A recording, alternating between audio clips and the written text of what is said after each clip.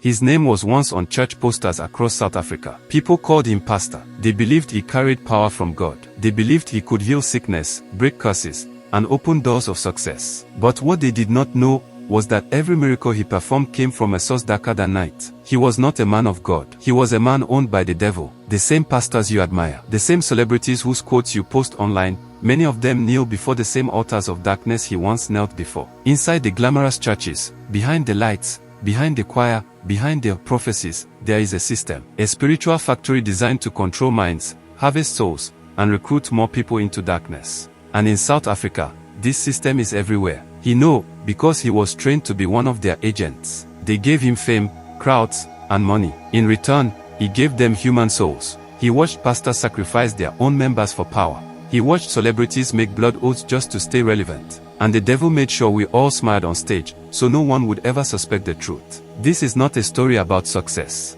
This is a confession of how he destroyed lives in the name of influence. And today, he wants to expose everything.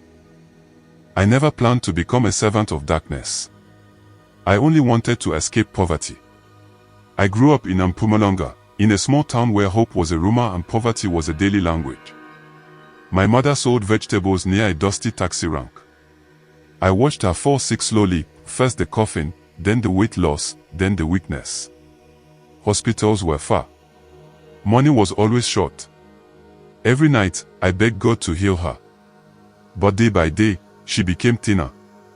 And the more she suffered, the more I hated the God I prayed to. My dream was to become a pastor who moved crowds, a man who preached on big stages and shook stadiums. But I could not even afford a microphone. My church was a broken classroom I rented with borrowed money. About 15 plastic chairs, dusty floor, 2 members, one of them was my cousin. And on top of that humiliation, rumors spread, if he was really called by God, why is he suffering? A real pastor would have results. I remember the day the landlord locked the classroom because I couldn't pay the rent.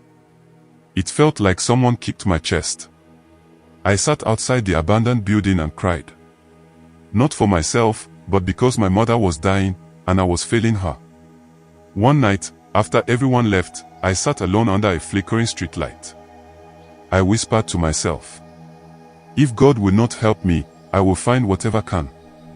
And that was the night the devil had me. About a month later, a man arrived at my mother's funeral. He wore a clean suit, expensive watch, quiet confidence. He was the type of man who seemed to carry solutions in his pocket.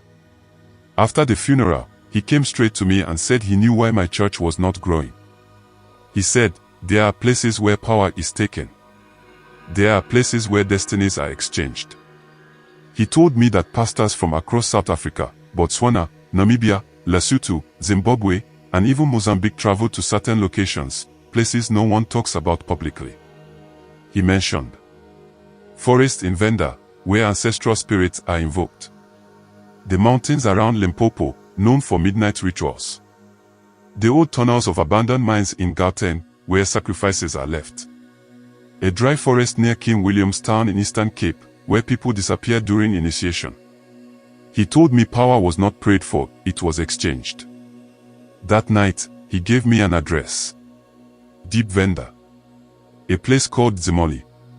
People in Venda know that once you go too deep into the forest, past the old riverbank, past the carved tree markings, you are no longer on South African territory.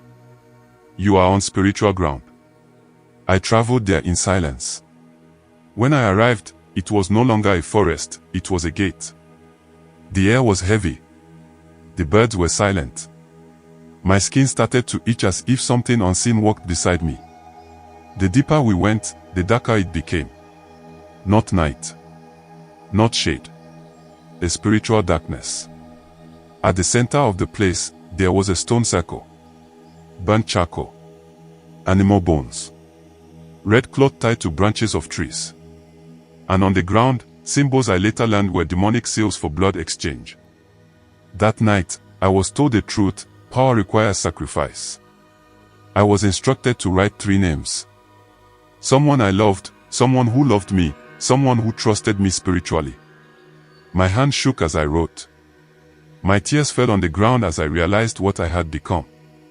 The priest looked at me and said, The moment these names leave your hand, you will never return to the life you knew.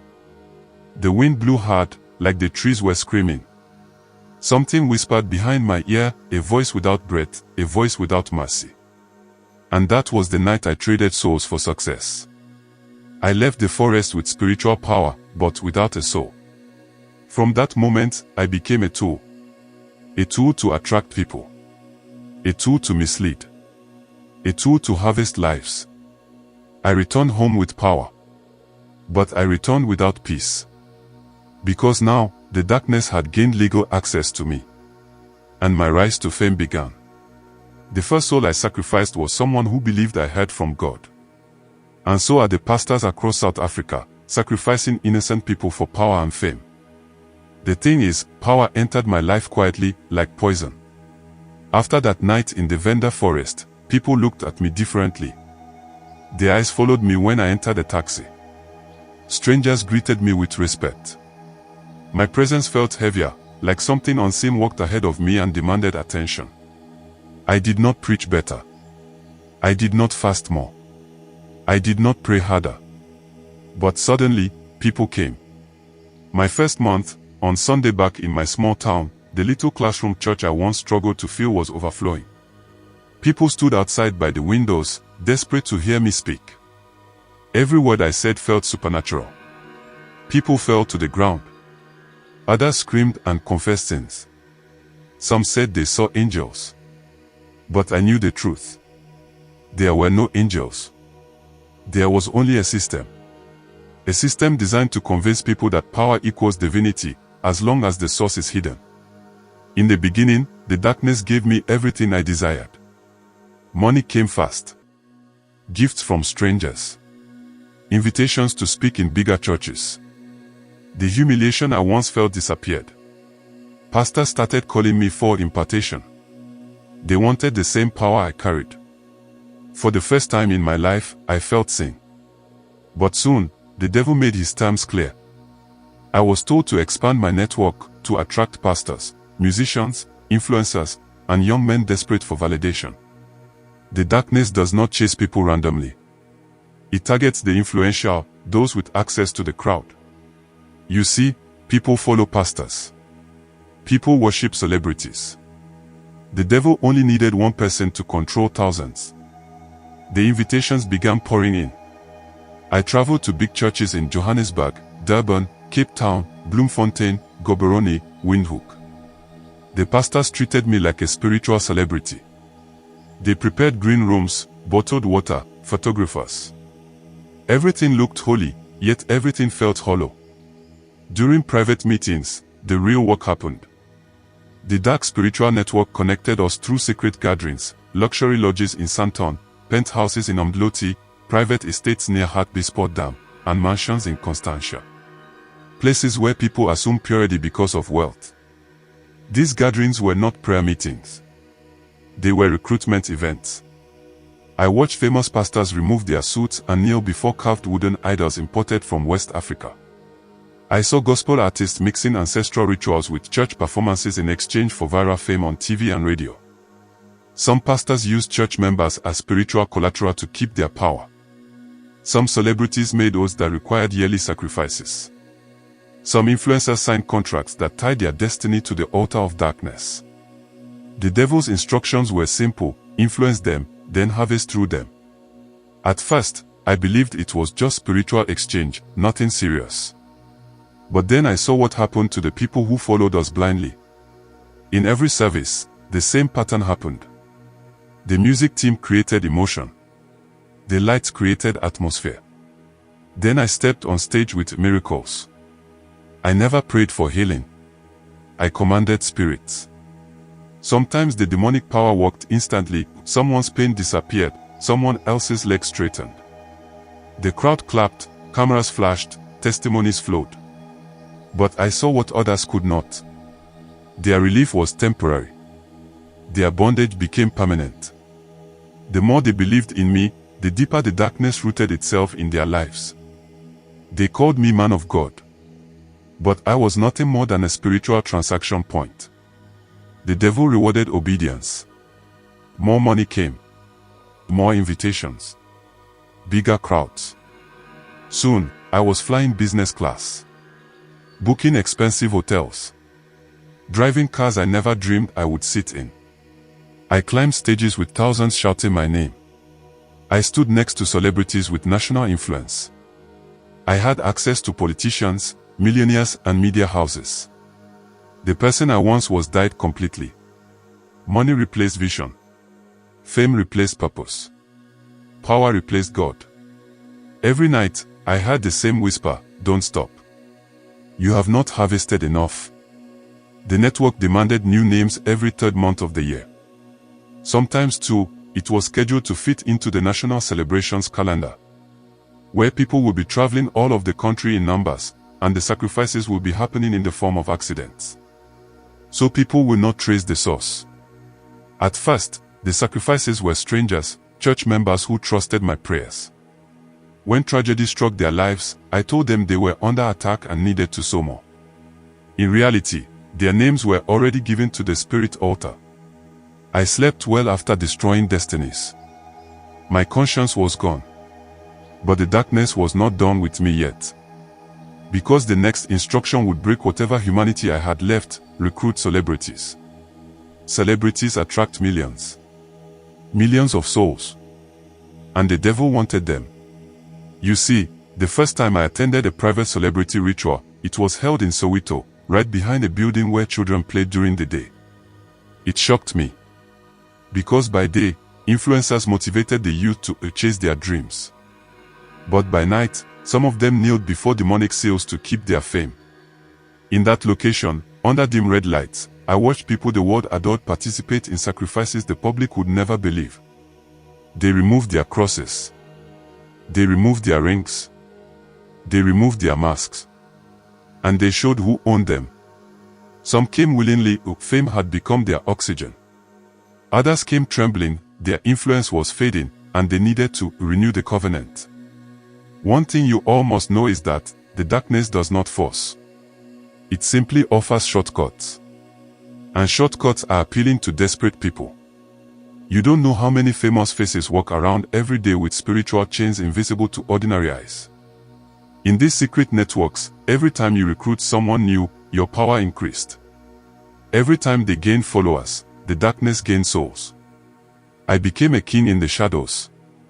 But pride is the strongest leash the devil uses.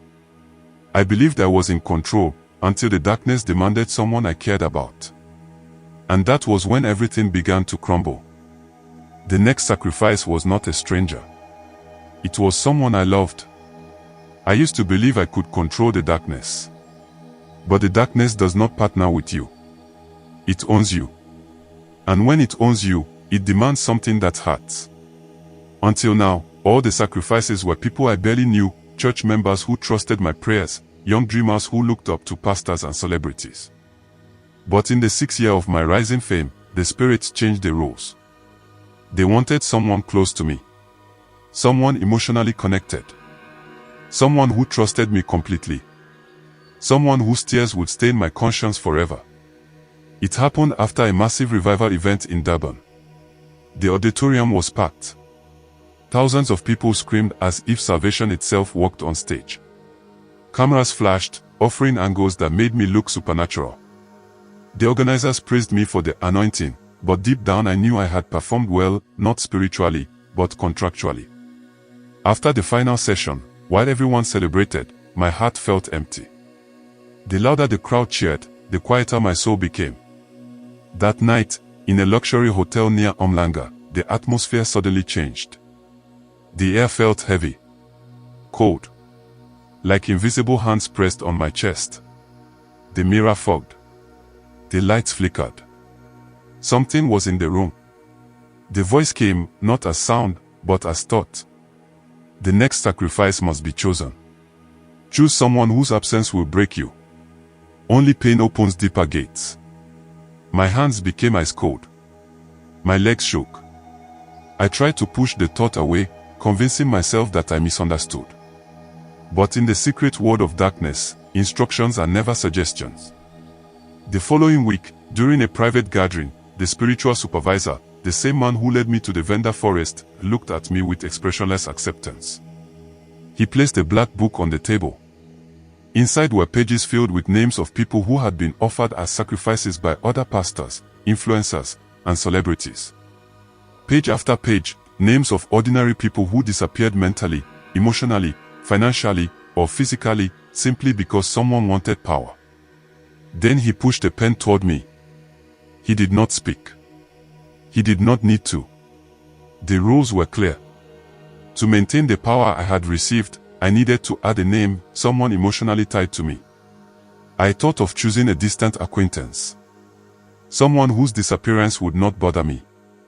But the darkness rejected every attempt.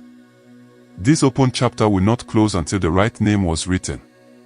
And every time I tried to resist, the whisper came back, choose someone you love. Love is the currency. Pain is the opening. For days, I could not sleep. Food tasted like sand. My chest felt like a stone crushing my lungs. Every face I saw reminded me of the decision waiting for me. My mother was gone. My father never existed in my life. The only person who cared for me before fame was my younger cousin, the one who used to set up chairs in my small church, the one who believed in me long before thousands screamed my name. She believed I was chosen by God. She believed my calling was pure. She trusted my prayers more than medicine. Her innocence made her the perfect sacrifice. The night I gave up her name, the leaves of the trees shook aggressively. It felt as if the sky mourned what I was about to do. My hand trembled. My tears fell on the page. I wrote her name. A pulse of cold air shot through the room as if something ancient inhaled deeply. At that moment, I felt power surge through my spine. My gift increased instantly. My influence multiplied overnight. But the next morning, my cousin collapsed at school. They said it was sudden illness. The doctors saw nothing wrong. Her body simply gave up. Just like that. She was gone. Everyone thought it was a tragedy. Only I knew it was an exchange. While her family wept over her coffin, people celebrated my rising influence online. Invitations doubled. Money increased. Larger churches competed to host me. But standing at her graveside, the truth hit me: I did not sacrifice her to gain success. I sacrificed her because I already belonged to darkness. I looked at the soil covering her coffin and felt nothing. No grief. No pain. Just emptiness. That was when I realized. My humanity had died long before she did. The devil does not take your soul in one moment. He takes it piece by piece. First through poverty. Then through desperation. Then through power. Until there is nothing left to lose. The spirits were not done. After the burial, another instruction came: recruit faster. You owe more souls. And that was when I crossed into a deeper level of darkness, where pastors and celebrities don't just sacrifice people. They trade destinies. You see, the next sacrifice was not just a person. It was an entire destiny. After my cousin died, I believed the darkness would be satisfied. One life in exchange for power. One soul in exchange for success. But the devil never stops at one. Once he knows you can give, he demands more. Soon, the sacrifices changed form. No longer was it only human life. Now, it was destiny. This level was not about killing bodies. It was about killing purpose, killing future, killing potential. A person could still breathe, walk, smile, post pictures online, yet their destiny would be gone. Their life would move, but without direction. They would exist, but never become anything. This was the darkest upgrade. And it happened through churches and celebrities. I learned there are three main gateways for destiny harvesting in Southern Africa, which are church altars, music/celebrity influence, and relationships and mentorship. These gateways look holy, inspirational, or motivational on the outside. But on the inside, they are spiritual nets. Wherever people gather emotionally, wherever people worship emotionally, wherever people admire emotionally, souls can be harvested. Now, let me talk about the church altars. The truth about this gateway is that the first system was the pulpit. A pastor who works for darkness never forces anyone to bow to demons. He simply exposes them to his altered spiritual atmosphere. Once someone stands at that altar, their destiny becomes available for transfer. It begins with something harmless, a prophecy, a prayer and a seed sowing. Behind the microphone, I was instructed to use certain phrases that open emotional doors. I was told to target the broken, the desperate, the unemployed, the sick. In the spiritual world, broken people are easy to harvest. During prayers, demonic spirits moved through me not to heal, but to connect. Once the connection was made, their destiny was no longer theirs. After the service, the person returned home, believing they had received breakthrough. But in reality, they had donated their destiny. They did not lose their life. They lost their future. They remained alive, but became spiritually stuck. Never moving forward, no matter how hard they tried. They would start businesses and fail. Start relationships and get heartbroken. Start projects and never finish. Their destiny became disconnected from progress. And they never suspected the church to be the cause. Now, the second gateway, which is music and celebrity influence. The second system was celebrities. You see, the devil understands that young people don't follow pastors, they follow entertainers. Musicians, actors, influencers, these are the true preachers of our generation. They preach through lyrics, trends, fashion, lifestyle, and culture. The darkness taught us something frightening: if you control their idols, you control their souls. So celebrities who were already in the dark system were used as fishing hooks. At events and backstage rituals, I watched influencers hand over their destinies for fame. They signed agreements that looked like media contracts, but were spiritual covenants. Some had to renew their fame every year. Some had to recruit new young people through their music, performances, or social media. The devil rewarded them with followers, fame, money, and relevance. And they rewarded him with souls, destinies, influence over youth. You don't need to sacrifice a person physically. All you need is to influence them emotionally. Once someone admired a dark-connected celebrity deeply, their destiny was exposed. Whatever they admired, they became tied to. Then, the third gateway, which is relationship and mentorship. The third system was the most silent. The devil used relationships disguised as mentorship, dating, spiritual fathering, and coaching. If a young person looked up to me as their spiritual father, their destiny was easier to harvest. The more emotionally attached they were, the easier it was to redirect their life. I did not need to curse them. I just needed them to admire me. Admiration itself becomes a spiritual covenant. At this level of darkness, I no longer needed to sacrifice anyone intentionally. The system harvested automatically. Thousands came to my services. Thousands admired me. Thousands believed in me. So, every period in time, destinies were harvested. Every testimony became evidence of another soul tied to darkness. People returned home feeling delivered, but about 3 to 6 months later, their lives collapsed. Some became addicted to church, unable to function without constant prayer. Some lost their minds. Some lost marriages. Some lost everything. And every time someone's destiny was destroyed, my fame grew. Soon, I was no longer just a rising pastor. I had become a spiritual distributor, a recruiter, a handler, a destiny thief. This is how the system works across Southern Africa. Churches emotionally hook people, celebrities influence culture and normalize darkness. And then, mentors seal the emotional covenant. Power flows upward, destinies flow downward, and the darkness stays hidden behind motivational quotes, worship concerts, church conferences, and viral music videos. People think the devil appears with horns. No, he appears through your favorite pastor, your favorite musician, and your favorite influencer. The devil does not search for sinners. He hunts the hopeful, people who are desperate for breakthrough, people looking for acceptance, people searching for destiny, because destiny is the real currency. There is a moment, in every story like this, where the human mind pauses and asks, how did we fail to see it? How did we let celebrities become gods? How did we let pastors become untouchable? How did we let church stages become altars of performance instead of places of true worship? We were dazzled by bright lights, and blinded by them at the same time. Throughout this confession, one truth has echoed louder than every ritual, every sacrifice, every manipulation: the devil does not need to stop churches from growing. He only needs to control who leads them. He doesn't destroy influence. He borrows it. He doesn't shut down churches. He infiltrates them. He doesn't silence voices. He amplifies the wrong ones. And that is his greatest weapon. Because influence shapes belief. Belief shapes behavior. Behavior shapes destiny.